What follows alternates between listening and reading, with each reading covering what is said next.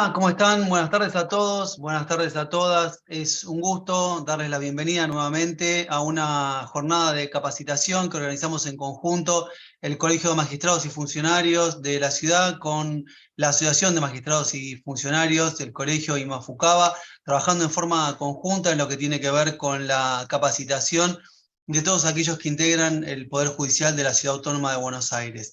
En esta oportunidad tenemos un tema absolutamente interesante y tenemos tres panelistas de lujos a los cuales agradezco muchísimo la predisposición para estar en el día de hoy y para darnos su visión cada uno desde sus distintas esferas en función de las tareas que desarrolla cada uno, que luego Vanessa se ocupará de hacer las presentaciones correspondientes. Por mi parte, darles la bienvenida, agradecerles a ellos por la predisposición, agradecerle a Vanessa siempre por la ocupación y la preocupación que tiene en tratar de concertar todas estas reuniones absolutamente interesantes en lo que tiene que ver con capacitación. Recordarles siempre que todas las charlas que se llevan adelante en forma conjunta están disponibles luego en nuestro canal de YouTube para que puedan ser consultadas las veces que quieran. Y por último, agradecerle también a toda la gente que ustedes no ven, pero que trabaja para hacer posible esta transmisión a través del Zoom y a través de nuestro canal de YouTube. Muchísimas gracias. La capacitación para nosotros es una de las cuestiones fundamentales y estamos convencidos que tenemos que seguir desarrollándolo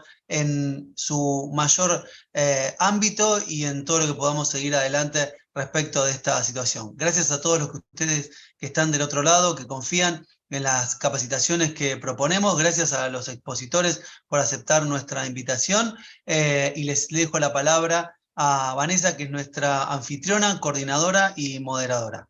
Muchas gracias. Bueno, buenas tardes a todos. No sé si ahí se logran ver. Estamos con algunas dificultades. Sí, perfecto. Bueno, bienvenidos a todos los inscriptos, a los expositores, los grandes profesionales que tenemos en el derecho hoy en este conversatorio de derechos de niños, niñas y adolescentes. Y vamos a empezar a darle la bienvenida, tanto agradecerles en nombre del colegio como de MAFUCABA y de todos los integrantes de este hermoso Poder Judicial que tenemos en la Ciudad Autónoma de Buenos Aires. Y en primer lugar, le damos la bienvenida al doctor Patricio Canepa, que es juez de contencioso administrativo, abogado de UBA, máster en Derecho. Así que, Patricio, sos el primero en exponer. Te doy la bienvenida y agradecida porque estés acá entre nosotros. Muchas gracias. Ahí voy a compartir pantalla.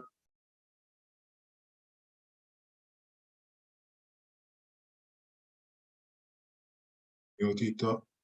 Bueno, yo me desempeño, como bien decía Vanessa, como juez en lo contencioso administrativo y tributario y de las relaciones de consumo. En primer lugar, quiero agradecer a los que se han conectado al canal de YouTube para participar de este conservatorio, y tanto a las autoridades del Colegio de Magistrados como de MAFUCABA por la invitación. Bueno, en primer lugar, quiero señalar que la Constitución del año 94, en el artículo 75, inciso 22, otorgó jerarquía constitucional a una serie de tratados internacionales de derechos humanos, entre ellos la Convención del Niño, y esto generó un cambio paradigmático en el ordenamiento jurídico argentino, en lo que tiene que ver con los derechos de los niños, niñas y adolescentes, y con el régimen de capacidad. Hay tres principios rectores que marca esta convención, que son el interés superior, que es un principio interpretativo, y también es una pauta que deben tener en cuenta las autoridades al momento de tomar una decisión que involucre derechos de niños, niñas y adolescentes. También se reconoce el derecho a ser oído de todo niño, niña y adolescente en todo procedimiento administrativo, judicial, donde se diriman cuestiones que puedan afectarlo, como también así en su ámbito social y familiar, y que su opinión sea tenida en cuenta por las autoridades competentes que tienen que tomar alguna decisión que lo involucre. Y por último, el concepto de autonomía progresiva, que modifica el régimen de capacidad jurídica, tomando como parámetro la madurez, el grado de madurez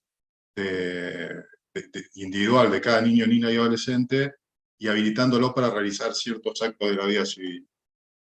Dentro del marco jurídico interno, la Ley de Protección Integral, la 26061, se enmarca dentro de este paradigma.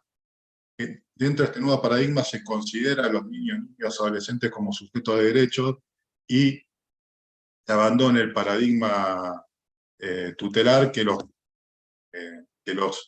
consideraba como objeto de tutela.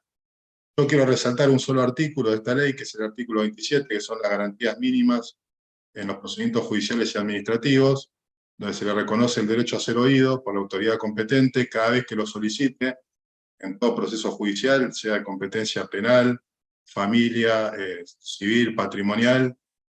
El niño, niña y adolescente tiene derecho a ser oído por el juez en cualquier momento, que su opinión sea tomada en cuenta a la hora de tomar una decisión que pueda afectarlo, y el derecho a ser asistido por un letrado especializado en todo proceso judicial administrativo. Así incorpora una figura importante que es la figura del abogado del niño. También se le reconoce el derecho a participar activamente en el procedimiento y de recurrir una decisión que lo afecte. Bueno, el Código Civil y Comercial de la Nación modificó el régimen civil. Antiguamente había un binomio capaz-incapaz para analizar el régimen de capacidad, tanto de las personas menores de edad como de las personas que tenían alguna cuestión vinculada con la salud mental. El nuevo paradigma es el derecho civil constitucional. Esa vieja separación entre el derecho público y el derecho privado se rompe, y tanto el derecho constitucional como el derecho convencional permean todos los institutos clásicos del derecho civil y del derecho comercial, formando una comunidad de principios. Conforme al nuevo código, la interpretación de la ley debe hacerse teniendo en cuenta las finalidades, las leyes análogas, los tratados internacionales de derechos humanos y los principios y valores jurídicos de un modo coherente. En un sentido concordante también, el artículo 639 reconoce estos principios de interés superior, de autonomía progresiva y el derecho a ser oído. Con respecto al régimen de capacidad, yo les comentaba que se rompía ese binomio de persona capaz-incapaz, y el artículo 26 introduce una regulación novedosa. Si bien el principio general es que las personas menores de edad ejercen sus derechos a través de sus representantes legales, este principio general es matizado por la autonomía progresiva. Cuando el niño cuente con edad o grado de madurez suficiente, puede ejercer por sí los actos que el ordenamiento jurídico le habilita. En caso de conflicto de intereses con sus representantes legales, puede intervenir con asistencia letrada. Y en materia de salud, los adolescentes de entre 13 y 16 años pueden decidir por sí sobre tratamientos invasivos, siempre que no exista un riesgo grave a la salud o a su integridad física, y a partir de los 16 años se los considera como adultos en cuestiones atinentes al cuidado de su propio cuerpo. Hay varias regulaciones en el Código que están muy relacionadas con los derechos de los niños, niñas y adolescentes y las relaciones de consumo. En primer lugar, el artículo 684 habilita a las personas menores de edad a contratar directamente en contratos de menor cuantía. En este caso se presume que hay un consentimiento de sus representantes legales. En base al artículo 30, las personas menores de edad con título habilitante pueden ejercer la profesión por cuenta propia, sin necesidad de autorización, y tienen la administración y la disposición de los bienes.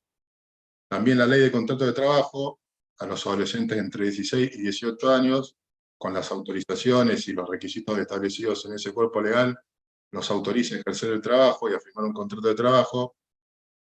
El artículo 27 regula lo atinente a la emancipación del matrimonio, y lo que les contaba del artículo 26, que los habilita a realizar cuestiones atinentes al cuidado de su propio cuerpo y puede realizar ciertas operaciones comerciales a esos fines. Con lo cual, hay una serie de normas que los habilitan a actuar como consumidores directos y a contratar directamente bienes y servicios. También pueden actuar como consumidores indirectos cuando el contrato de consumo lo realiza alguno de sus representantes legales, pero son beneficiarios de ese bien o servicio contratado. Y también como el concepto de relación de consumo es amplio, abarca la esfera precontractual, contractual y postcontractual, incluye también la exposición a ciertas prácticas comerciales, a la oferta masiva de bienes y servicios y a todo lo que tiene que ver con la publicidad. Y en esto hay que tener en cuenta que esta franja etaria tiene un alto grado de uso de plataformas digitales. Todo esto se acentuó con la pandemia de COVID-19. Hoy los niños, niñas y adolescentes tienen mucho más contacto con medios digitales, y el entorno digital es un ámbito, ya sea a través de redes sociales, de aplicaciones o de plataformas de videojuegos, en donde se introducen prácticas comerciales, oferta de bienes y servicios destinados a esta franja etaria. Y esto lo digo porque también hay una protección referida a la publicidad. El artículo 1101, inciso C del Código, prohíbe toda publicidad abusiva, discriminatoria, que induzca a un consumidor a comportarse en forma perjudicial o peligrosa para su salud o seguridad. Y la Ley de Servicios de Comunicación Audiovisual también establece que la publicidad debe evitar incluir contenidos que menoscaben la dignidad de la persona humana, fomenten prácticas discriminatorias y afecten la integridad de los niños, niñas y adolescentes.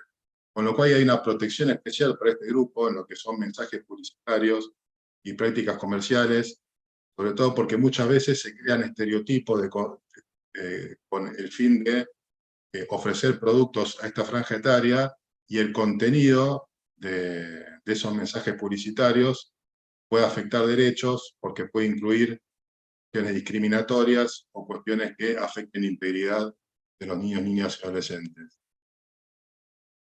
Bien, ahora voy a referirme a los niños, niñas y adolescentes como consumidores hipervulnerables.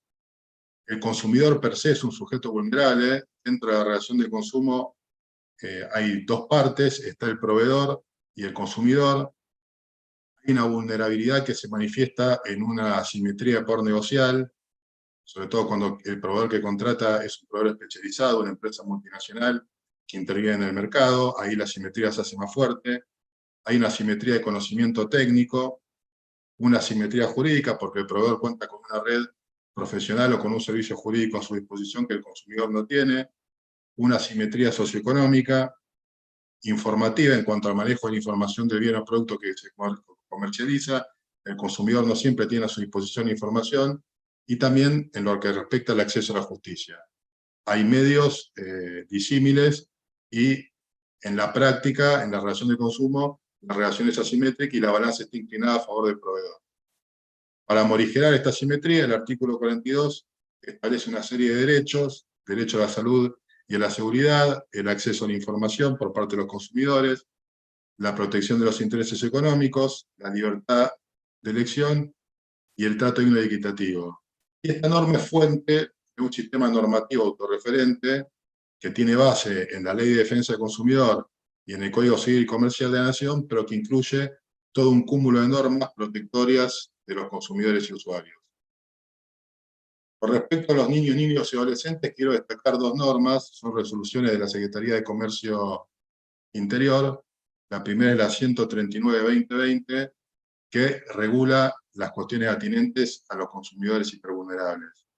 Una cuestión que quiero señalar, que estas normas se aplican a los sistemas de conciliación y de arbitraje que dependen del Poder Ejecutivo Nacional, pero son una pauta interpretativa a tener en cuenta por el resto de las jurisdicciones o de las autoridades de aplicación local, que también cuentan con potestades o facultades para establecer regulaciones similares.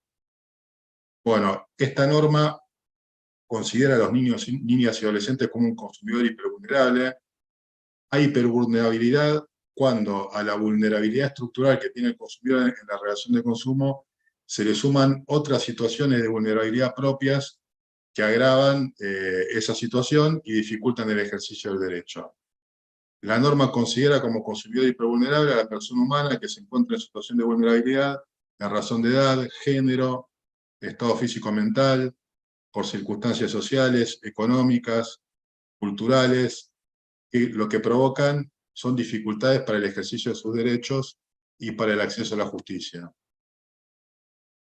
Con respecto a la adopción de medidas, esta norma pone en cabeza a la autoridad de aplicación adoptar medidas de tutela diferenciada para la protección de los consumidores hipervulnerables, promueven procedimientos eficaces y expeditos para solucionar los conflictos, la eliminación de obstáculos tendiente a impedir el acceso a la justicia, se establece una articulación con servicios de patrocinio jurídico gratuito para que puedan defender sus derechos, la identificación de oficio de estos reclamos, involucran a consumidores hipervulnerables, realizar ajustes razonables en los procedimientos para que puedan ser llevados adelante con normalidad, y se promueve también que los proveedores tengan buenas prácticas comerciales hacia ese tipo de población. Con respecto al procedimiento administrativo, se establecen como principios rectores el lenguaje accesible y el lenguaje claro, es decir, que el consumidor hipervulnerable pueda desarrollar un ámbito conciliatorio entendiendo lo que se está discutiendo y cuáles son los términos de un acuerdo al que se llega, y se establece también un deber reforzado de colaboración de los proveedores. Por último, se invita a las autoridades de aplicación provinciales y de la ciudad a que adopten medidas pertinentes para la tutela de los consumidores hipervulnerables. Y la otra resolución a la que quiero hacer referencia es la 236/21. Esta resolución está referida exclusivamente a los niños, niñas o adolescentes. Se establece que los reclamos o las denuncias que realicen los adolescentes entre 13 y 17 años van a ser identificados como reclamos realizados por consumidores hipervulnerables, en los términos de la resolución que mencionaba, y en este tipo de reclamos, los adolescentes, obviamente en base al principio de autonomía progresiva, pueden realizar reclamos por sí, suscribir el acta, basta con la manifestación de la voluntad, tanto para el comienzo como para la finalización o el cierre del proceso conciliatorio. También se establece que el acta debe redactarse en lenguaje claro, de manera que facilite su cooperación, y también que cuando el niño, niña y adolescente es un consumidor indirecto y el reclamo lo inicia su representante legal, tiene derecho a participar de la audiencia y a ser oído. También pueden actuar con representación del abogado del niño. En definitiva, para ir cerrando, el objetivo de mi intervención es empezar a visibilizar que los niños, niñas y adolescentes son consumidores, pueden actuar por derecho propio en relaciones de consumo o a través de sus representantes legales, tienen derecho a ser oídos en todo procedimiento administrativo judicial. Este es un derecho constitucional y convencional, y pueden actuar representados por el abogado del niño. Yo creo que estas normas nacionales hay que tomarlas como parámetro, y que en mi caso ejerzo la actividad jurisdiccional, pero en el ámbito de la Ciudad de Buenos Aires, quienes tenemos responsabilidades judiciales o administrativas, tenemos la obligación de velar por la protección de los derechos de este grupo, que es doblemente protegido, en carácter de consumidor, por el principio protector y por el artículo 42, y en carácter de niño, niño y adolescente, por la Convención de los Derechos del Niño y todo el marco jurídico que se ha desarrollado. Así que bueno, con esto finalizo mi presentación. Muchas gracias por escucharme. Bueno, doctor, muchas gracias por su exposición y el desarrollo de estos temas. Ahora le doy la bienvenida a la doctora Julia Correa, que es abogada de la Universidad de Buenos Aires, especialista en Derecho Penal, con un magíster en Administración de Justicia. Se ha desempeñado en la Justicia Correccional y a partir de 1999 en la Contravencional de Cava. Actualmente consejera de la Magistratura, así que muy bienvenida a esta charla. Gracias. Gracias. Primero quería agradecer a Carlos Rolero Santurián, a Vanessa Jurado, por la invitación, como al Colegio de Magistrados y a Mafucaba, ¿no?, como asociaciones nuestras de los jueces y demás magistrados de la ciudad. Bueno, mi charla va a ser distinta, ¿sí?, a la de Patricio. En este caso, yo encaré la charla por el tema de lo que es el rol de los operadores judiciales respecto a las situaciones de vulnerabilidad de los niños, niñas, adolescentes. Creo que es muy importante en nuestro Poder Judicial generar espacios donde se reflexione sobre temas tan vitales como situaciones en las que los niños están pasando algún tipo de maltrato o de sufrimiento o son vulnerables por algún motivo, ¿sí? ¿Por qué creo esto? Porque creo que los operadores judiciales tenemos mucha responsabilidad al intervenir, ya sea tramitando, resolviendo situaciones donde de alguna manera haya implicados niños, niñas o adolescentes, ya sea como víctimas o situaciones que se detectan mientras se están desarrollando audiencias o mientras que está interviniendo un operador. Por eso creo que es de vital importancia para el Poder Judicial tener una perspectiva, ¿sí? Ya sea de infancia como del interés superior del niño. Cuando hablamos de perspectiva de infancia, ¿sí? Estamos hablando del abordaje con respecto a la concepción de los niños, niñas y adolescentes como sujetos de derechos y la necesidad de ponderar el interés superior del niño como principio rector en todos los procedimientos donde ellos se encuentren involucrados. Esto incluye, obviamente, las decisiones judiciales, ¿sí? Donde nosotros debemos aplicar tanto los estándares nacionales como internacionales a la hora de resolver una cuestión en donde se está afectando de alguna manera o se está interviniendo respecto a niños, niñas, adolescentes. Como dijo Patricio en la charla, a raíz de la reforma constitucional de 1994, nosotros, la Argentina adoptó con jerarquía constitucional diversos tratados y pactos internacionales, entre los que podemos mencionar la Convención de los Derechos del Niño y la Convención Americana sobre Derechos Humanos, que hablan efectivamente respecto a este interés superior del niño para resolver, ¿no? Ya sea los operadores estatales, los operadores judiciales, la legislatura siempre tiene que tener en cuenta estas circunstancias. Acá se están viendo en la Firmina, que se habla, bueno, obviamente de las convenciones, hay una opinión consultiva de la Corte Interamericana de Derechos Humanos, que habla que la expresión interés superior del niño, consagrada en el artículo 3 de la Convención sobre los Derechos del Niño, implica que el desarrollo de este y el ejercicio pleno de sus derechos deben ser considerados como criterios rectores para la elaboración de normas y la aplicación de estas en todos los órdenes relativos a la vida del niño. Cuando hablamos ya de normativa nacional, vamos a tener la Ley 26.061, que nos va a hablar lo que ya dijo Patricio en su exposición respecto al derecho a ser oído, ¿sí? De la progresividad de los niños con respecto a cuándo escucharlos y cómo, que la opinión de ellos sea tomada en cuenta a la hora de resolver, que puedan tener asistencia letrada y a participar en el proceso. También la Ley 114 de Protección Integral de los Derechos de los Niños y Niñas y Adolescentes habla también de esta situación, ¿no? De un sistema integral donde el juez debe considerar, o cualquier operador, integralmente la situación que se le viene dando a los chicos. Es más, en la Ley 27.455 se habla que incluso en cuestiones que se detecten, si no hay padres o tutores o alguna persona que pueda realizar las denuncias por los niños o pedir la investigación, los operadores judiciales de oficio deben intervenir.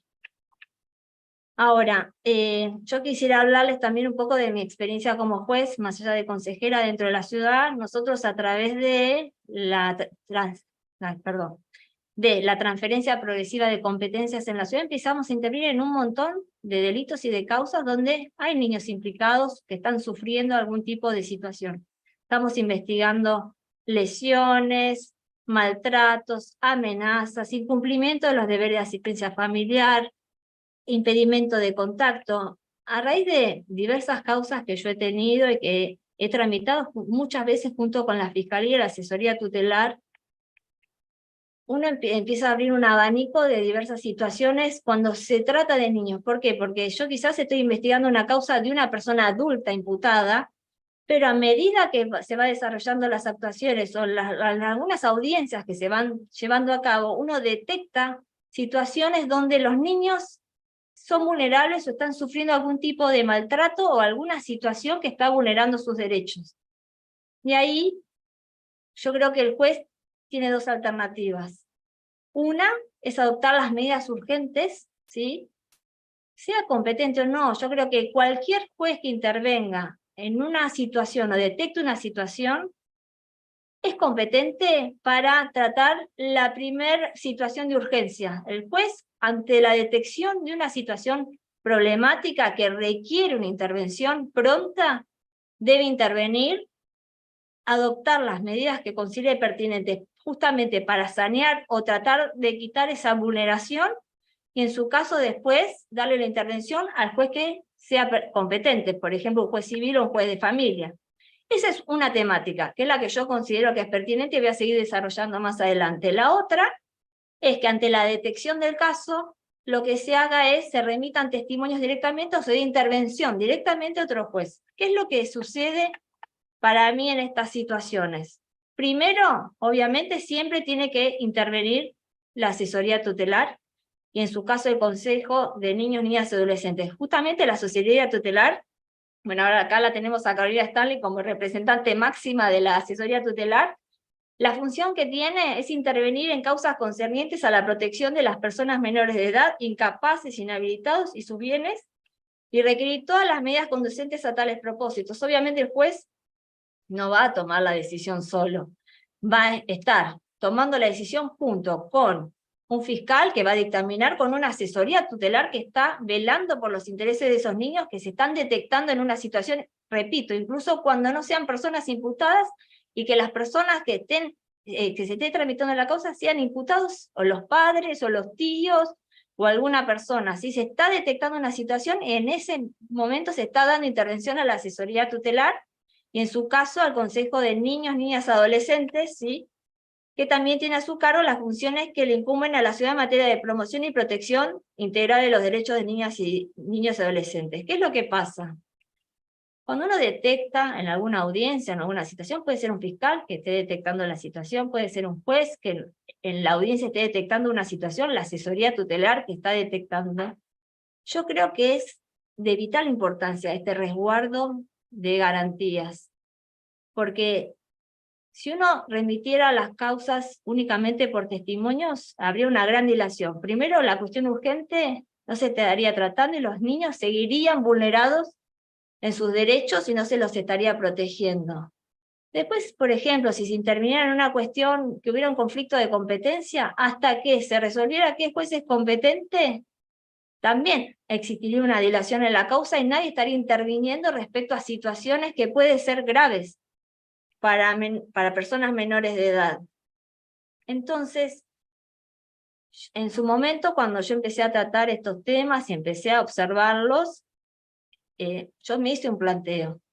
Obviamente yo soy un juez penal, quizás tendría que intervenir en cuestiones que no son competencias que estén previstas, pero que sí, yo entiendo que son competencias que uno puede tener en tanto con respecto a la perspectiva de infancia y el interés superior del niño. El juez debe intervenir en ciertas situaciones que se le presentan que ameritan la urgencia. Por ejemplo, yo he intervenido en diversas situaciones de régimen provisorio de alimentos, regímenes de visita y demás, por una cuestión de urgencia. En tanto uno no puede seguir manteniendo la vulneración que los chicos podrían seguir teniendo, ¿sí? Obviamente, una vez adoptadas las medidas urgentes, lo que debería hacer cualquier juez es mandarle las actuaciones o poner en conocimiento del juez civil o de familia lo que se está actuando, para que el juez también tome conocimiento y en su caso decida si mantiene esas medidas, si las modifica, si las cambia. Pero lo que sí sucedió hasta ese momento es que la adopción de medidas urgentes ocurrió de parte del operador judicial. Si nosotros hiciéramos un paralelismo con la ley 26.485, que es la ley de protección de la mujer, la ley habla que cualquier juez es competente para resolver situaciones que se estén detectando de vulnerabilidad. Cualquier juez puede imponer medidas de protección, ¿sí?, con respecto a la mujer. Yo, haciendo uso de este paralelismo, entiendo igual con respecto a los niños. Cualquier juez es competente para imponer medidas de protección cuando estamos hablando de niños, niñas, adolescentes que tienen una vulnerabilidad ultra, ¿sí?, o superior, en tanto carecen de ciertos recursos, ¿sí?, y es el Estado o es el operador judicial, es la justicia la que debe intervenir y velar por esos intereses que ellos tienen. Ahora, quisiera mencionarles también que esta postura no la estoy sosteniendo yo sola, sino que la Corte Suprema de Justicia de la Nación, en un fallo Paino Marisol, ha dicho que corresponde al juez que previno en la protección del menor, que conoce sus necesidades y conveniencias, resolver sobre las medidas solicitadas para preservar su intimidad, ¿no? En este caso era un tema de intimidad, ya que esta solución atiende al interés superior del menor, amparado obviamente por la Convención. También la Corte, en un caso García Méndez, Emilio y Musa Laura, ¿sí?, señaló que no se deja de apreciar entonces que todos los órganos del Estado deben asumir los roles de garante que a cada uno de acuerdo a sus atribuciones constitucionales y legales le corresponde. Así, entre las medidas de otra índole que el Estado debe arbitrar para dar efectividad a los derechos reconocidos en la Convención, se inscriben las sentencias judiciales. Los tribunales están obligados a atender como consideración primordial al interés superior del niño, sobre todo cuando es doctrina de esta Corte que garantizar implica el deber de tomar todas las medidas necesarias para remover los obstáculos que pudiesen existir para que los individuos puedan disfrutar de los derechos reconocidos en la Convención. Creo que en base a esto es que uno como operador judicial debe tomar todas las medidas que considere urgentes, ¿sí?, para resolver una situación que está detectando como de amplia vulnerabilidad. Yo ahora voy a hacer como un cambio y voy a hablar de unas actuaciones que a mí se me presentaron en el 2018, que era una mamá joven que tenía 2 hijos de diversos padres. Nosotros la convocamos, yo era juez de juicio, la convocamos para hacer una audiencia de contacto. Ella en su momento se comprometió a que sus hijos mantuvieran contacto con sus papás, y luego, eso fue en octubre más o menos, en diciembre ella desaparece de la ciudad de Buenos Aires y se va a vivir a San Juan con sus 2 nenes. ¿Esto qué implicó? Primero que los papás no sabían dónde estaban, porque se desconocía su domicilio. Después los niños repitieron el año escolar, porque como la mamá se había ido, no había pedido la documentación pertinente de los chicos para inscribirlos en el siguiente año lectivo, por lo que los chicos repiten el año en la provincia de San Juan. Como no es convocada varias veces y no aparece, se le dicta su pedido de captura, es detenida, se hace comparecer ante el juzgado y con un avenimiento se la condena a una pena de prisión, pero como pautas de conducta, en un acuerdo entre la Fiscalía y la Asesoría Tutelar y con el juzgado, primero que los nenes mantengan contactos con sus papás, a que la sala de entrevistas de la asesoría tutelar analice la situación de ellos y en caso de autorizarlo, obviamente primero que la sala de entrevistas evalúe a los niños y en base a eso que tengan contacto con sus papás, evaluando qué tipo de contacto podían tener.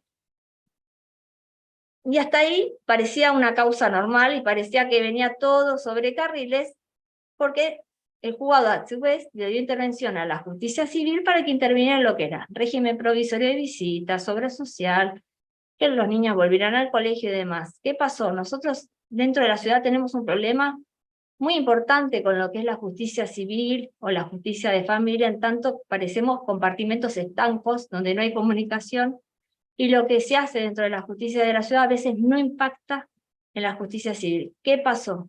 Esta mamá empezó con problemas respecto a dónde iban a vivir sus hijos, qué obra social tener o no tener, cómo iban a ser los regímenes de visita con los papás, cómo iba a ser el régimen de alimentos. Como la justicia civil en su momento no estaba interviniendo, empezaron a venir a juzgado. Yo trabajo en un juzgado penal, soy titular de un juzgado penal. ¿Qué pasó? El juzgado, 1 o 2 veces por semana tenía o a la mamá o a los papás en el juzgado ante conflictos y situaciones que se les generaban con respecto a los niños. El juzgado empezó a resolver un montón de cosas, mientras que cada vez que resolvía se mandaba copia a la justicia civil que intervenía.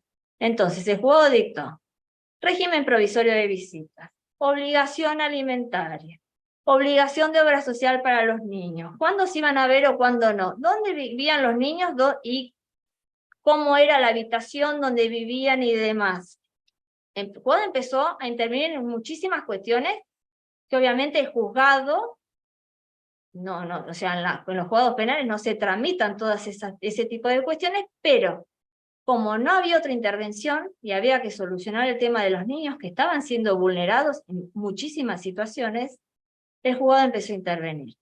Se dictaron diversas medidas con respecto a estos regímenes de visitas, obra social, incluso la mamá la asesoría tutelar iba al colegio para tratar de anotar a los niños, y como la mamá no concurría al colegio, a los niños no los anotaban, porque tampoco tenían los papeles correspondientes al año lectivo que había cursado, hasta que el juzgado, yo firmé un oficio que me diligenció la asesoría tutelar, y hablando con el director del colegio, logramos que los niños empezaran a cursar el año lectivo, para que no repitieran por segunda vez el mismo grado. ¿Qué pasa? Esto sucedió porque había una desconexión con la justicia civil, donde un juez penal estaba interviniendo en cuestiones que eran de naturaleza civil o familiar. Pero si uno tiene en cuenta el interés superior del niño, la perspectiva de niñez, yo creo que a un juez no le queda otra situación más que intervenir. Como estaba sucediendo esto, y yo tenía, de verdad, audiencias 1 o 2 veces por semana con ellos, con los papás, venía el fiscal, venía el asesor y tratábamos de solucionar los conflictos. En un momento se me ocurrió que para tratar de subsanar la situación, invitar a la titular del juzgado civil y al defensor de niños de la nación a que vinieran a una audiencia al juzgado para intentar solucionar todo el tema familiar que estaba existiendo en este conflicto. Obviamente la jueza civil no vino al juzgado, pero sí vino el defensor de niños, el doctor Atilio Álvarez, que ante los planteos que me estaba haciendo la defensa de incompetencia, que el juzgado no era competente para resolver, el defensor del niño, de los niños, refirió que el juzgado era siempre competente cuando existiera una situación de vulnerabilidad respecto a niños en el interés superior del niño. Entonces el mismo defensor de niños convalidó toda la situación que el juzgado venía resolviendo y tomó las actuaciones y las trasladó luego a la justicia civil, y empezó él a ejercer las peticiones para generar las respuestas pertinentes dentro de la justicia civil. Es por esto yo digo, esta es mi perspectiva, pero más allá de mi perspectiva creo que hay fallos y hay normativa que establece que esta situación debe ser resuelta por algún operador judicial, porque si no hay una solución, si las personas adultas, los padres, a veces no pueden alcanzar soluciones, creo que alguna persona, un operador, sea quien fuera, tiene que intervenir y tratar de armonizar la situación, evitar la vulnerabilidad de los chicos y que los chicos tengan un ambiente sano en donde vivir. Creo que esto es una norma que debemos tener todos en cuenta al momento de resolver. Si tenemos en cuenta esto, es como después hago un nuevo salto. Cuando entro como consejera en el Consejo de la Magistratura de la Ciudad, dentro de las funciones que tengo, creé 2 mesas de trabajo. Una es la mesa de trabajo interdisciplinaria y permanente para abordar temas sobre niños, niñas y adolescentes que resulten víctimas. En esta mesa se trató de hacer con una pluralidad de actores para que todos tuvieran intervención y que todos pudieran opinar. Como ahí van a ver, estaba el Ministerio Público Tutelar, Ministerio Público Fiscal, Ministerio Público de la Defensa, Secretaría Interdisciplinaria de la Justicia Penal Juvenil, Consejo de los Derechos de los Niños y las Niñas y Adolescentes, legisladoras de la ciudad que tenían diversos proyectos presentados en la legislatura con respecto a protocolos y situaciones en donde intervenían niños. También nos acompañaron representantes del Poder Ejecutivo y la unidad consejero de Concepción y de Clerici. ¿Qué pasó en estas mesas? Estas mesas empezaron a tratar diversas situaciones que se iban dando dentro de la justicia, en la práctica, en la realidad, respecto de los niños. Por ejemplo, partimos de la base de si un niño quiere hacer una denuncia con respecto a un papá y quiere una comisaría, ¿le van a recibir la denuncia o no? ¿Cómo empezar a capacitar tanto a los operadores judiciales, como a las comisarías, al personal policial, como ante un caso de un niño que quiere hacer una denuncia, se la puede recibir? Después, si un niño hace una denuncia, ¿cuántos operadores judiciales van a intervenir? y van a intervenir en situaciones similares. Si interviene ya un operador, debería pasar que no intervenga otro operador para intervenir de manera similar, sino que con lo que un operador realice, eso debería llevar a los otros a actuar, pero en distintas circunstancias y en distintas maneras, pero no a repetir, sino que el trámite del niño tenga las menores intervenciones posibles, ya que con uno, si es suficiente, no es necesario que vuelva a pasar por distintos operadores. Dentro de esta mesa se está trabajando en un protocolo de sala de entrevistas para unificar las reglamentaciones y la forma de entrevistar a los niños, ya que hay diversas salas de entrevistas dentro de la ciudad. Este protocolo que hace al abordaje de los niñas y niñas víctimas, ¿sí?, en forma directa o indirecta, que lo que hace es todo esto: niños denunciantes, a dónde denuncian, cómo denuncian, quién no interviene, cómo sea intervención inmediata a la asesoría tutelar, al consejo de los niños. Tiene todo un sentido de generar un protocolo único dentro de la ciudad de Buenos Aires para que todos los operadores de la ciudad nos manejemos de la misma manera y no nos estemos contraponiendo, ¿sí?, a nuestras funciones. Esta es una mesa. Después se creó la siguiente mesa, que es a pedido de la doctora Carolina Stanley, que está acá presente, donde es una mesa de prevención de la violencia y maltrato institucional contra niños, niñas, adolescentes, y el fortalecimiento de la especial protección que ellos requieren. Esta mesa generada a raíz del pedido de la asesoría tutelar, lo que también cuenta con diversos operadores: Ministerio Público Fiscal, asesoría tutelar, defensa. ¿Sí? ¿Qué estamos viendo? Estamos viendo lo que implica la violencia institucional cuando hay niños, niñas, adolescentes. Primero detectamos que tiene que existir una capacitación respecto a lo que es el trato con los niños y niñas adolescentes de todo el personal, ya sea policial, los operadores judiciales. Después, obviamente, se creó esta carta de intención del Día Nacional de la Lucha contra la Violencia Institucional. Estamos hablando ahora de capacitaciones obligatorias, ¿sí?, para Fuerza de Seguridad y el Poder Judicial, como también estamos desarrollando ahora un protocolo o tratando de ver si existe una reforma respecto a allanamientos. ¿Qué pasa cuando uno allana y hay niños dentro de la morada a allanar? ¿Qué previsiones deben tener todos los operadores, ya sea personal de seguridad o policial? Y los operadores, al momento de dictar un allanamiento, si sabe que adentro de un domicilio hay niños, ¿no? Cuestión de generar el menor impacto posible en un niño cuyo domicilio es allanado. Para finalizar, creo que les hice una charla, como digo, en partes, de acuerdo a las cosas que yo quería plantear. Creo que hay grandes desafíos, ¿sí?, que tenemos todavía dentro de la justicia nuestra, de la ciudad, y ahí estamos. Uno de los primeros desafíos, obviamente, es la capacitación obligatoria. Ahora, últimamente, ya sabemos todos, conocemos el caso Lucio, sabemos que salió la ley, ¿sí?, Lucio. Creo que es muy importante la capacitación de todos los operadores judiciales en el tema de encarar, ¿sí?, situaciones de vulnerabilidad en niños, que los operadores conozcan la forma en la que se puede encarar un niño, en qué se lo puede ayudar, cómo intervenir. Eso es una de las cuestiones.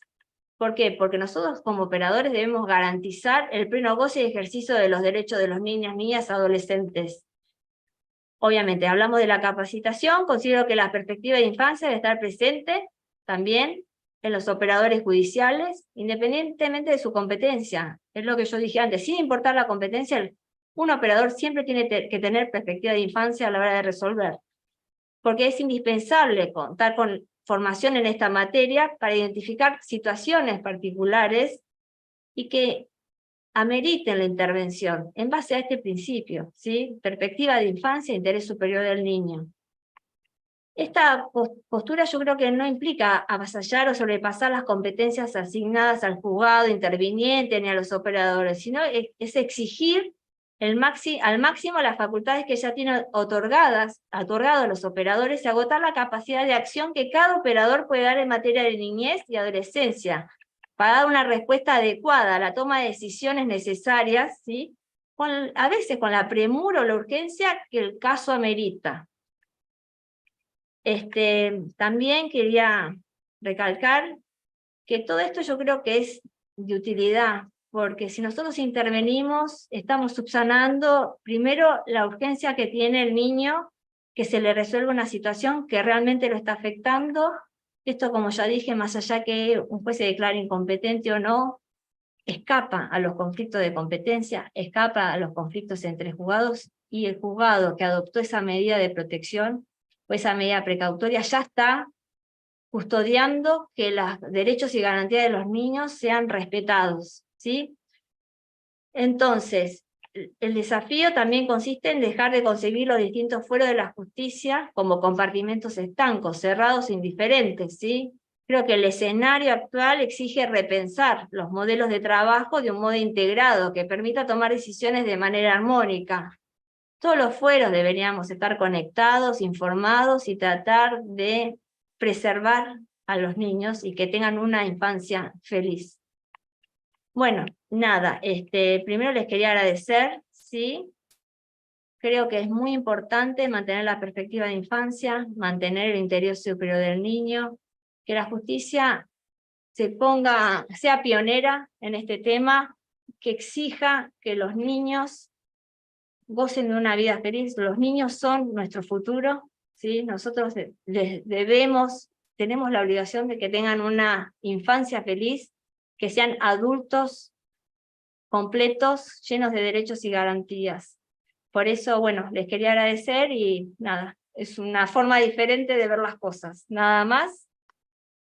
Y gracias a Vanessa por todo y a Carlos. Gracias, Julia. Muchas gracias por tu exposición. Bueno, después vamos a dejar preguntas para el final. Y ahora le doy la bienvenida a la doctora Carolina Stanley, a quien también agradezco su presencia.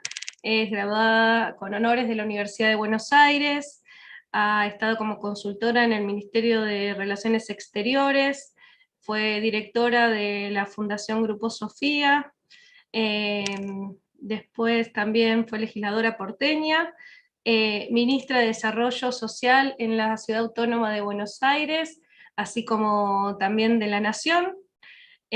Hoy es asesora tutelar del Ministerio de la Ciudad Autónoma de Buenos Aires, profesora universitaria, donde tuve el placer de cruzármela alguna vez. Carolina, es un honor tenerte acá y te damos la bienvenida. Gracias, Vanessa. Estoy con un problema que no sé, trato de prender el video y me dice que no se puede. Ah, bueno, ahora lo tratamos de resolver. Jorge. Perdón, No, por favor. No sé si me tengo que como que salir y volver porque me dice que no puede arrancar la cámara. Ah, bueno, a ver. A ver si, espera, que voy a intentar. Podemos probar. Mientras tanto, si querés probamos, Caro. Jorge. ¿Querés que mientras me salga y entre por las dudas? Probemos a ver si funciona, si les parece. Gracias, Caro, perdón. No, perdón yo. Ahí estamos. Bueno, mientras tanto decía, qué interesante, ¿no, Vane? Esto que señalaba, bueno, todo lo que señalaba Pato Canepa, como también lo que señalaba Julia, todo este tema de no solo de la intervención, sino yo me quedé con esta cuestión tan importante respecto de la competencia, ¿no? Que a veces nos terminamos enredando en cuestiones de competencia y no terminamos de establecer la prioridad que tiene la intervención, tanto en lo que decía Pato como en lo que decía Julia respecto de la necesidad de la intervención en este contexto y respecto a esta temática, ¿no? Me parece que esta es una de las cuestiones fundamentales para volver a poner el foco en lo que tiene que ser el foco de verdad, ¿no? Sí, absolutamente. Mientras que Caro se pone en la pantalla, creo que es muy importante este tema, creo que si estamos interviniendo en abusos sexuales, ¿no? Se va adquiriendo más competencia dentro de la ciudad. Cuando aparezca avísame, Vanessa, creo que es muy ¿Ahí importante. estoy? Sí, ahí estoy. Sí. Ahí está. No, perdón, Julia, me estaban cubriendo el bache, como dicen. Claro, te estábamos esperando. Nada, bueno, ahí Perdón, estamos, pero bueno, acá ahí, estoy. ahí. Te dejamos, Ahora bárbaro, sí. gracias. Bueno, primero que nada, gracias Vanessa, gracias por la presentación y por el cariño de siempre. La verdad que en cada encuentro, cada presentación es un placer. Gracias Carlos por la invitación al Colegio de Magistrados y a Mafucaba. Y sobre todo, gracias por elegir este tema. La verdad es que mis dos antecesores en la palabra hablaron de la importancia, ¿no? de darle a lo que tiene que ver con la perspectiva de infancia y el derecho de los niños, niñas y adolescentes el lugar que merecen la justicia, y me parece que esto que ustedes, a lo que ustedes hoy nos convocaron, tiene que ver con eso. Les agradezco a los dos el trabajo que hacen por el resguardo y la defensa de los derechos de niños, niñas y adolescentes, y acá quiero hacerle un agradecimiento especial a Julia, que como consejera del Consejo de la Magistratura, la verdad es que lidera comisiones que tienen que ver con esto, está permanentemente abierta a propuestas que le hacemos a seguir adelante y trabajando, e incluso lidera otras comisiones, como la de narcotráfico, donde también nos tiene en cuenta a la hora de invertir fondos del narcotráfico para que justamente niños, niñas y adolescentes de la ciudad puedan tener herramientas para decirle que no a algo que es un flagelo hoy por hoy en muchos de los barrios de la ciudad. Así que la verdad es que no quiero dejar de hacerlo público, Julia, porque desde que llegué al Ministerio Público Tutelar siempre ha sido una gran impulsora de todo lo que tiene que ver con eso. Y un poco retomando esto que decía Julia sobre el final, y ahora sí, Fer, si podés ponerme la presentación. Creo que hay otra cosa que es importante cuando hablamos de la construcción de una justicia con perspectiva de infancia y adolescencia, y es algo a lo que Julia hacía referencia, que no importa si somos muchos o pocos los organismos que intervenimos en infancia, necesitamos articularnos y necesitamos trabajar todos como uno. Porque a veces cuando son muchos los organismos que intervienen, lamentablemente, terminamos metiendo la pata y estirando procesos que lo que necesitamos es justamente lo contrario, ¿no? Como acortarlos en función de garantizar y restituir derechos de niños, niñas y adolescentes que están vulnerados. Yo estoy al frente del Ministerio Público Tutelar. En este ámbito, gracias a Dios, todos saben de qué hablo cuando hablo del Ministerio Público Tutelar. Todavía hay muchos ámbitos en la ciudad donde tenemos que explicar de qué se trata. Entonces, ayudar y acompañar, digamos, lo que tiene que ver con un ministerio público tripartito, como es el caso de la ciudad, es algo que me parece que todavía tenemos que seguir promoviendo todos los que trabajamos y proclamamos los derechos de niños, niñas y adolescentes.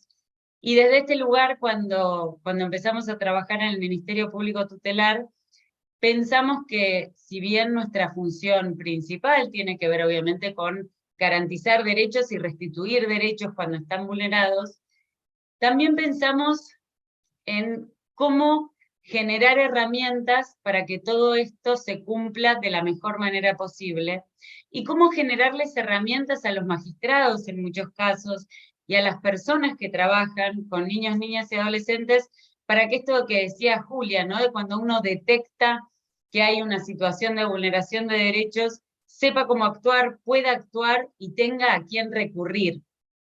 Que un poco esa es la idea del tipo de trabajo que hacemos.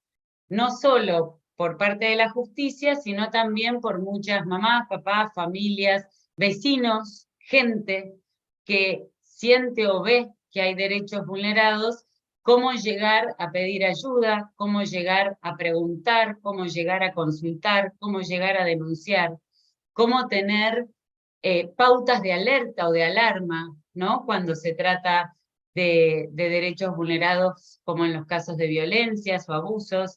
Bueno, un poco todo eso es lo que buscamos hacer desde el Ministerio Público Tutelar, y para eso hemos tratado de construir distintas herramientas y de generar distintos espacios. Todos hablamos de los 3 principios fundamentales que de alguna manera introduce la Convención: el interés superior del niño, el derecho a ser oído y la autonomía progresiva. Y nosotros nos paramos un poco hoy en lo que es el derecho a ser oído para esta presentación, y pensar en el derecho a ser oído y su implicancia en el derecho a entender, el derecho a participar y el derecho a un trato digno. Entonces, ¿cómo generar ámbitos y herramientas para que todos y cada uno de estos derechos, y un poco la posibilidad de desgranar este gran principio del derecho a ser oído, pueda ser efectivamente ejercido a partir de las herramientas que tenemos en la justicia de la ciudad?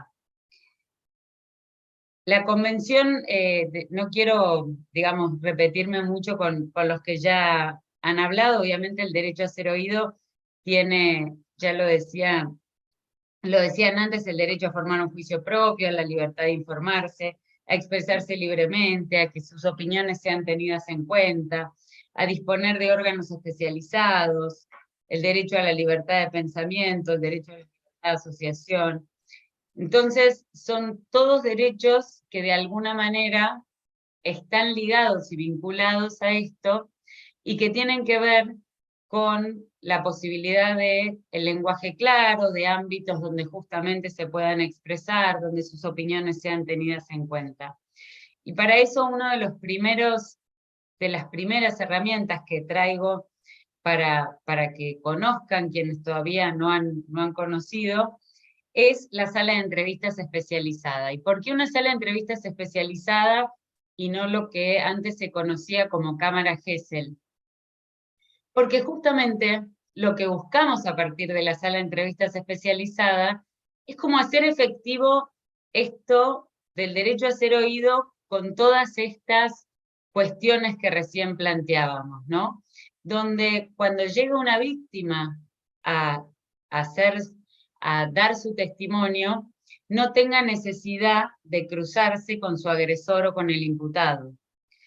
Donde puedan participar todas las personas que necesiten y quieran que están participando del proceso, pero eso no sea necesariamente sentir que del otro lado del vidrio tenemos muchas personas mirando. Entonces la armamos en 2 pisos distintos, cosa de que justamente el niño, niña o adolescente que viene a brindar su testimonio no tenga que estar permanentemente en contacto, digamos, con gente que tal vez le genera más ansiedad, le genera temor, le genera la vuelta, digamos, a revivir una situación que le es muy difícil o traumática.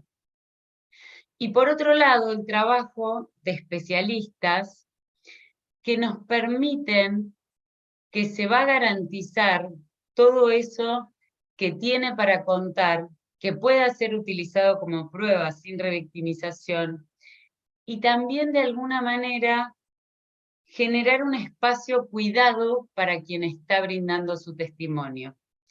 Porque en cada uno de estos casos, cuando tenemos un niño o una niña víctima, en general, obviamente va a haber alguien que esté representando al imputado. Y muchas de las herramientas que se utilizan para defender al imputado, a veces tienen que ver con deslegitimar justamente lo que el niño tiene para decir. Entonces, la protección de esto depende 100% del tipo de equipos que puedan estar llevando adelante este proceso. Entonces, todo esto de recintos a distancia, de un equipo, de que todo se vea por cámaras, de que las preguntas que se quieren hacer se hagan a través de micrófonos, pero que van directamente a un auricular que tiene la psicóloga que está haciendo la entrevista con el niño, tiene que ver con justamente garantizar el derecho a ser oído, pero un derecho que sea lo más cuidado y protegido para un niño o niña que ya ha sido vulnerado. Además de la sala de entrevistas, desarrollamos en el Ministerio Público Tutelar un programa que se llama Terapia de Asistencia por Animales. La idea del desarrollo de la terapia de asistencia por animales, que la realizan, hay 2 perros ya más conocidos y uno que estamos incorporando ahora, lo que generan para los chicos que van a dar su testimonio tiene que ver con la previa de poder bajar ansiedades antes de tener que declarar o dar una declaración, pero también con el momento en el que terminan de declarar o salen de dar su declaración, donde justamente vuelven como a bajar los niveles de ansiedad y cortan un poco la situación, digamos, de haber revivido una situación traumática para ellos. Y la verdad es que, más allá de lo que hay corroborado del trabajo de animales en términos generales, hay evidencia concreta de cómo los chicos, a partir de un trabajo que se hace con los perros antes de entrar a la sala, y con la expectativa de poder ver a los perros después, o incluso si en algún caso tuvieran que volver al Ministerio Público Tutelar a hacer alguna segunda o tercera entrevista, como a veces pasa cuando se trata de cuestiones que tienen que ver con peleas sobre la patria potestad o divorcios, ese tipo de cuestiones.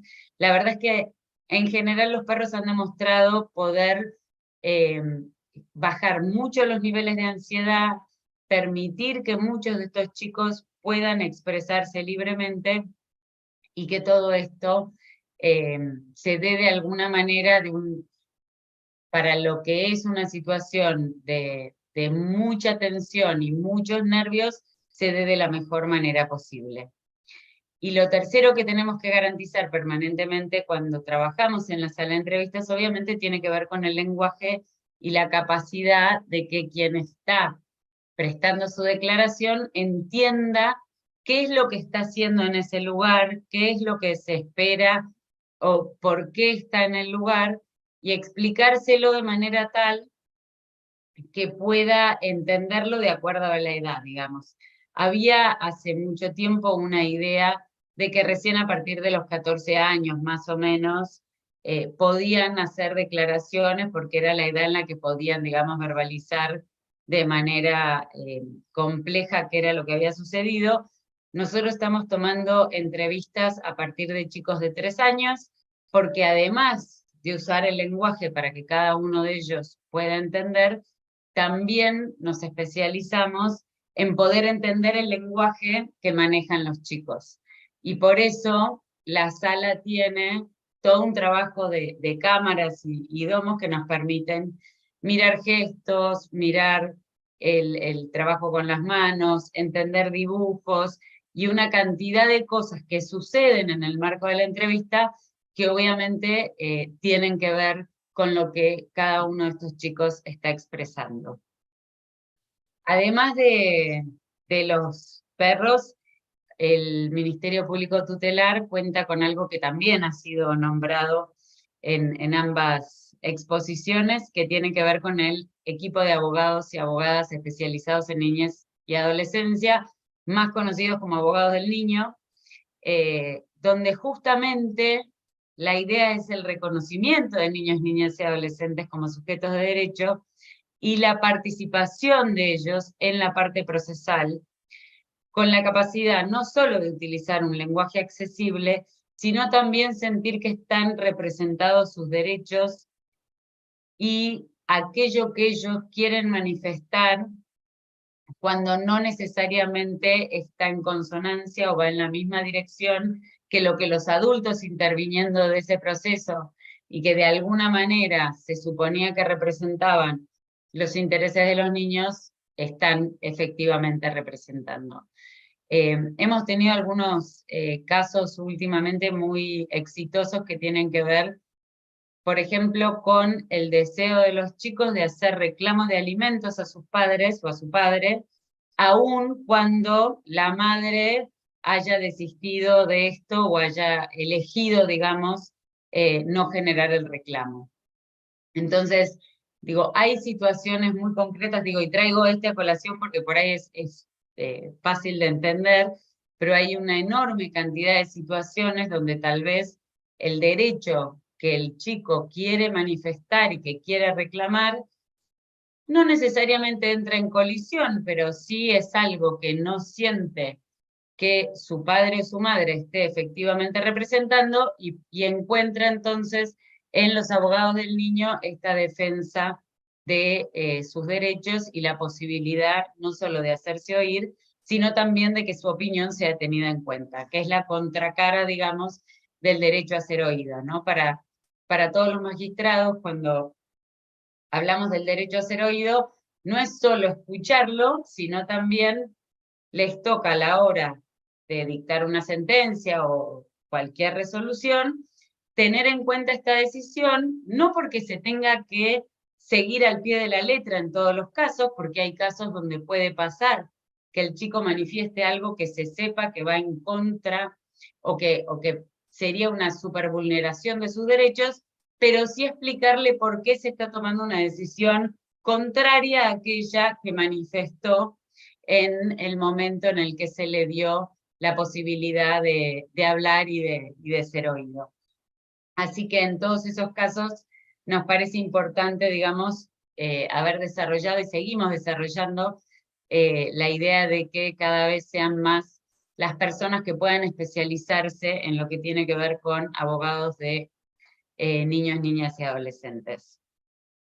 Después, más allá del derecho a ser oído, esta conexión que hacíamos con los derechos a participar y a entender y demás, en función de que puedan participar, digamos, hemos decidido, más allá de las oficinas descentralizadas que ya tenía el Ministerio Público Tutelar, iniciar un programa que tiene que ver con movilizar un tráiler u oficinas móviles, digamos, por distintos lugares de la ciudad, convocando incluso a muchos otros participantes de la justicia que quieren venir también a promover, digamos, aquello que se hace, con la posibilidad de acercarnos nosotros a distintos puntos de la ciudad y contarles qué es lo que hacemos. Entonces, no esperar que frente a una situación de vulneración de derechos la madre tenga que llegar hasta una oficina, sino que primero contar que existimos, porque como dije al principio,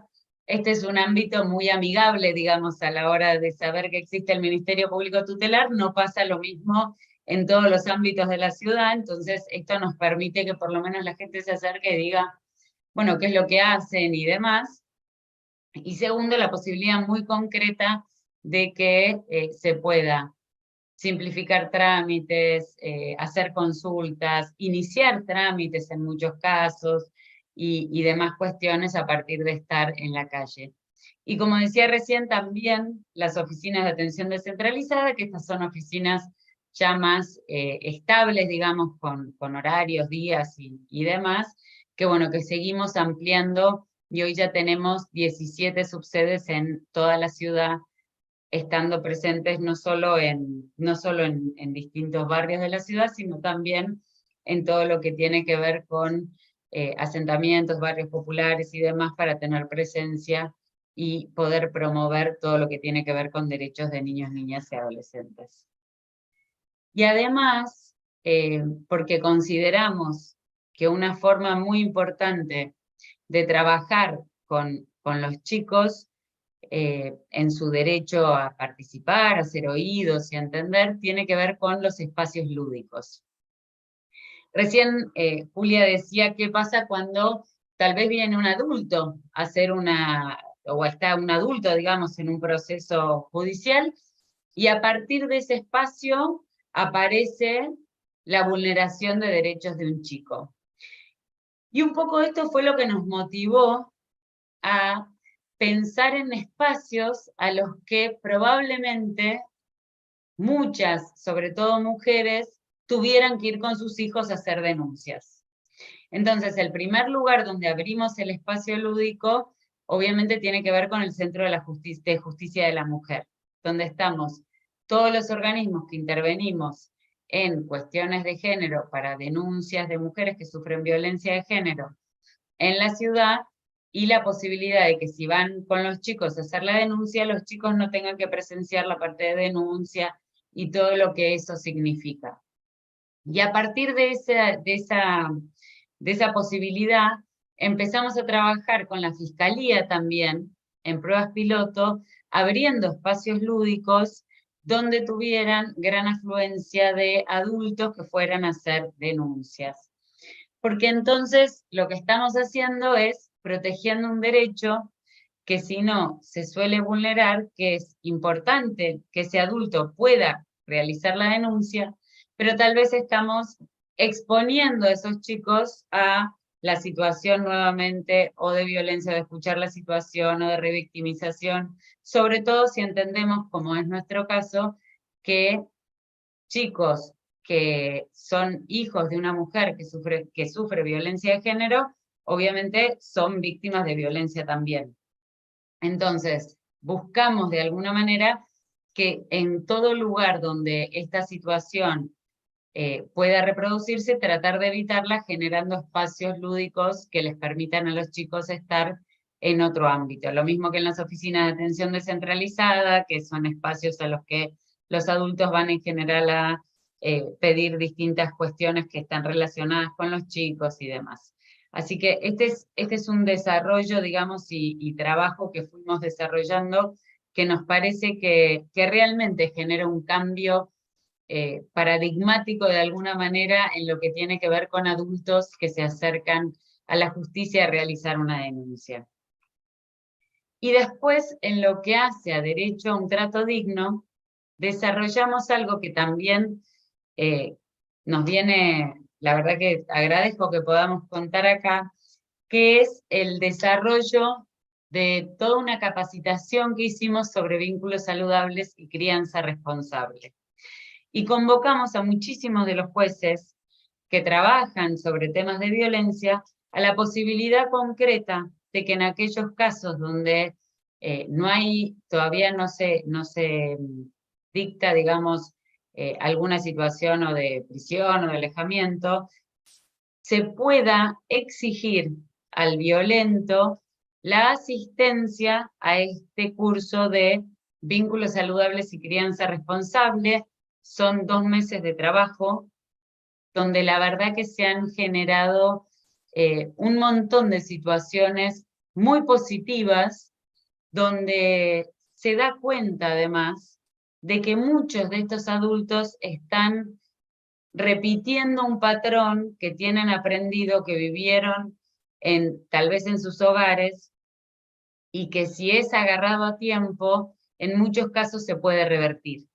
Entonces, la verdad es que estamos trabajando más allá, digamos, de la posibilidad concreta de que estos adultos reviertan esta situación de ejercer la violencia, también en lo que tiene que ver con el vínculo con sus propios hijos y al derecho de estos hijos de vivir, obviamente, en un ámbito libre de violencia, pero también a vivir con sus padres en el caso de que estos padres puedan generar esta situación. Entonces, esto es algo que la verdad que hemos desarrollado y que se viene trabajando muy bien. Lo estamos empezando a protocolizar con UNICEF y bueno, la idea es poder avanzar en lo que es el desarrollo de este trabajo.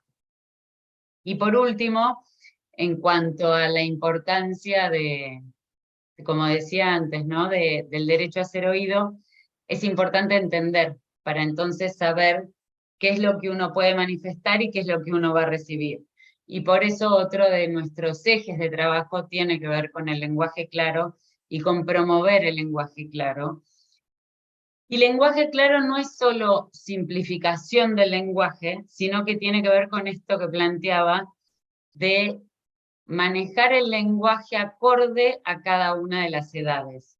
No es solo hacer un lenguaje más simple, porque no en todos los casos hace falta, pero sí poder abrir la posibilidad de trabajar con distintas formas de lenguaje que son tan claros, digamos, como el habla o como un testimonio, y poder desarrollar cada una de estas cosas. Así que bueno, un poco la idea, digo, la verdad es que sin habernos puesto tan de acuerdo hemos hecho 3 presentaciones distintas, pero todas tienen un eje central, que es esto de la perspectiva de infancia en la justicia. Y me parece clave, me parece que el compromiso de cada uno de nosotros en predicar sobre esto en cada uno de los ámbitos en los que podemos, no solo nos construye como una justicia mejor, sino, como decía Julia recién, como una justicia que preserva, que garantiza y que restituye derechos de niños, niñas y adolescentes que merecen todo nuestro cuidado de esos derechos y merecen ni más ni menos que lo que dice la Convención: respetar su interés superior, cuidar su autonomía progresiva y el derecho a ser oído. Así que si desde cada uno de nosotros entendemos en profundidad qué significa esto y lo ponemos en práctica, seguro vamos a tener una justicia de la ciudad muchísimo más cercana y amigable para cada uno de los niños, niñas y adolescentes de la ciudad. Gracias. Gracias, gracias Carolina, excelente. Carlos, ¿querés hacer alguna intervención? No, muchísimas gracias, Vane. Simplemente, más allá de las preguntas, seguramente ahora habrá alguna para alguno de los panelistas. Simplemente lo que digo siempre es, la verdad, orgulloso de pertenecer a la justicia de la ciudad, y cuando uno escucha expositores de estas características se da cuenta la calidad de funcionarios públicos que tiene la ciudad de Buenos Aires y la justicia de la ciudad autónoma de Buenos Aires, y realmente para mí es un orgullo. Como presidente de una de las asociaciones y conjuntamente con Mafucaba, puedo decir exactamente lo mismo. Es un orgullo tenerlos a ustedes como parte de la justicia de la ciudad. Gracias por todo lo que hacen cada uno desde su lugar, por las exposiciones, por todo lo que se está haciendo y por todo lo que nos vienen a traer y a comentar en una charla de estas características, que realmente es muy importante. Muchísimas gracias. Sí, Vane. Bueno, Carolina, excelente la exposición, muy clara, todas las articulaciones que tienen asesoría tutelar, la verdad que a mí me conmueve. Tengo que agradecerles a todos y cada uno de ustedes, no solamente por la exposición, sino también por el rol que tienen en la justicia de la ciudad. Hay varias preguntas, agradezco a los 200 inscriptos que hay en este conversatorio, que están viéndonos por el canal de YouTube. Voy a hacer una, que es cuáles son los protocolos.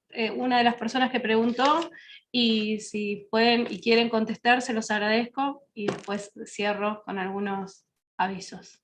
Si quieren hablo desde las mesas institucionales del Consejo de la Magistratura. Nosotros generamos varios protocolos. Están todos en trámite porque tenemos que ponernos de acuerdo todas las partes respecto a la forma, ¿no?, de actuar. Tenemos un protocolo de inicio, ¿sí?, de denuncias, y cómo va a seguir el trámite, los organismos que van a intervenir ante cada situación de niño vulnerado o niño denunciante y demás que se está trabajando. También tenemos 2 protocolos de capacitación a nivel violencia institucional, que es el que yo dije de fuerza de seguridad y capacitación del personal judicial. Tenemos otro de capacitación en operadores judiciales, ¿no? Son todos protocolos respecto a todas situaciones que se le pueden dar a los operadores, ya sean secretarios, funcionarios y magistrados, ¿no?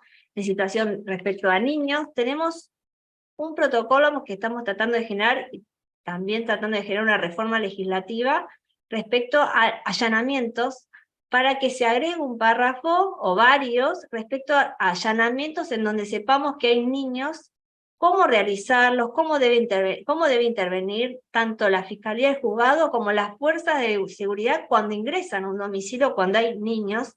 Creo que es un tema muy delicado que puede generar muchos traumas. Hay que ser muy cuidadosos con respecto a eso. También tenemos un protocolo que estamos tratando también de ponernos todos de acuerdo con la asesoría tutelar, la Fiscalía, la Cámara, la Secretaría Interdisciplinaria respecto a salas de entrevistas, para que en vez que cada sala de entrevistas tenga un protocolo, que todos tengamos el mismo, para que todos los operadores podamos saber cómo actuar de igual manera en cada caso, sin importar en qué sala de entrevistas se estén desarrollando ¿sí? Esa entrevista al niño. Después con la asesoría tutelar, el Consejo firmó un convenio respecto al NAPES, que es una intervención que generó la asesoría tutelar y de la que estamos participando desde el Consejo y algunos jueces penales de la ciudad, que respecto a padres o madres que están en situación de detención, donde los jueces nos comprometimos a hacerles saber a la asesoría tutelar de manera informal, o sea, no hay una judicialización respecto a los niños, pero hacerles saber de manera formal, pero sin que figure en el expediente, o sea, no para tomar intervención judicial, niños que tengan los padres detenidos para que la asesoría justamente intervenga y brinde las asistencias que considere pertinentes, ya sea subsidios, situación escolar, todo lo que ellos consideren que hace a la vulneración que están teniendo los niños y que puedan ayudar. Ese programa está creciendo, Carolina va juntando cada vez más jueces penales que están interviniendo, y nosotros comunicamos a la asesoría se encarga de todo. La verdad que cuando uno le pregunta a la persona detenida si quiere intervenir, si quiere que intervenga la asesoría, nos dicen siempre que sí, porque saben que es para respetar los derechos y las garantías de sus hijos y para ayudarlos, colaborar con ellos. Creo que ese es un tema muy importante también que está sucediendo hoy en día. Y tenemos la mesa de estupefacientes, que es una mesa que dirijo yo también dentro del Consejo, donde toda la plata de las causas de secuestros en causas de drogas con sentencia firme, las dispusimos en una cuenta única de drogas, de lo que es las causas de drogas, y ese dinero que va ascendiendo cada vez a sumas más importantes se va donando para fines que tengan que ver ya sea con la prevención, contra la lucha contra las drogas, y en este caso el Consejo le cedió a Carolina, como representante de la asesoría tutelar, una suma de dinero para que se genere una canchita de fútbol de la Fundación Marangoni en una de las villas, creo que la 1114, justamente para que se asienten ahí, podamos sacar los soldaditos o la gente que está vendiendo drogas en ese lugar y se pueda sentar tanto la asesoría como el consejo de los niños y puedan intervenir y ayudar a los niños que viven por esa zona. Después seguimos haciendo otros protocolos, pero vamos de a poquito, estamos tratando de hacer todo lo posible justamente por el tema infancia, que nosotros consideramos que es un tema muy importante a seguir desarrollando. Organicemos Totalmente. organicemos un partido, Caro, ahí con funcionarios judiciales. Yo me ocupo de llevar a los funcionarios judiciales y vamos ahí a jugar un partido. Perfecto, en cuanto esté la canchita, te tomo la palabra, hacemos el partido. No sé, Vanessa, o Carlos, Bueno, Julia, sí, digo, vuelvo a decir, ¿no? Desde el Consejo de la Magistratura, la verdad que un poco con el empuje y el liderazgo de Julia en estas mesas nos han dado mucha posibilidad, digamos, de plantear distintos temas, como decía Julia, hijos de personas detenidas que tienen sus derechos vulnerados en general, ya por el solo hecho de tener a sus padres, a su padre o a su madre detenido, incluso quienes están en prisión domiciliaria, ¿no? Que muchas veces por ahí los permisos o para llevarlo a la escuela o para salir a alguna situación de salud demoran, entonces poder intervenir en esas situaciones resguardando los derechos de los chicos. Y después algo para lo que también vamos a estar convocando, digamos, a varios magistrados que estamos trabajando en el marco de la mesa de violencia es, nos hemos propuesto ser como ciudad, una ciudad líder, digamos, en lo que es terminar con la violencia y los abusos contra niños, niñas y adolescentes en el marco de un programa internacional que se llama Inspire, y parte de eso también es hacer como el mea culpa y mirar para adentro y qué cosas también tenemos para mejorar o podemos mejorar en este sentido, sobre todo por esto que decía, no siempre la multiplicidad de organismos hace que los temas salgan mejor y más rápido. Entonces, en aquellos casos donde vemos algún obstáculo, estamos permanentemente en contacto para ver de poder justamente destrabar y mejorar todo eso que tiene que ver con el tránsito por la justicia, que obviamente ya cuando llegan a la justicia es porque hay derechos vulnerados y es una situación traumática y es una situación de mucha dificultad para niños, niñas y adolescentes, entonces trabajar para que ese paso por la justicia sea de la mejor manera posible. Yo solo quería agregar que que en base a estos protocolos y estas mesas que se vienen realizando cada una vez por mes o cada 2 meses, nosotros, más allá de los protocolos escritos, hemos generado cambios incluso en la forma de actuación en fiscalías, donde les ponen etiquetas, actuaciones donde hay niños. Se generaron a su vez protocolos en los distintos organismos, en base a lo charlado en las mesas y en base a lo que se fue considerando que era lo mejor en la tramitación de actuaciones donde haya niños, ¿sí?, vulnerados. Todo esto se está generando. Quizás a veces no aparece en un protocolo, pero se están realizando los cambios. Estas mesas nos están llevando a cambios de perspectiva, cambios de forma de tramitación y demás. Creo que eso es muy importante también. Totalmente. Bueno, les agradezco muchísimo esta gran jornada que hemos tenido.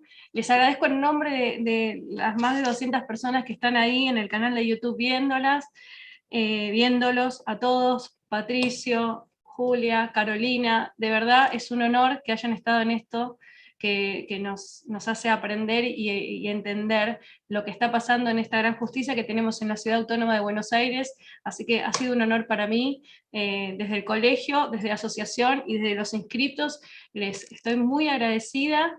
Les agradezco también al equipo técnico nuestro y de ustedes que está ahí atrás del escenario y no se los ve, pero están ahí colaborando.